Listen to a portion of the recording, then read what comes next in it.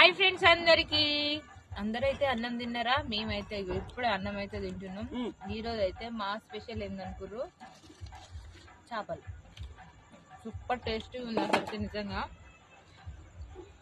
మీకు కూడా చేపల పులుసు అంటే ఇష్టమా, ఫ్రై అంటే ఇష్టమా, పచ్చడి అంటే ఇష్టమా? కామెంట్ అయితే చేయండి. నాకైతే పులుసే ఇష్టం. నాకు కూడా పులుసే ఇష్టం. నీకు ఫ్రై అంటే ఇష్టమా రాజేష్? పులుసే ఇష్టం. మీరందరూ అయితే అన్నం ఫ్రై చేప పెట్టి పులుసు పెట్టి ఏది తింటావు అక్క?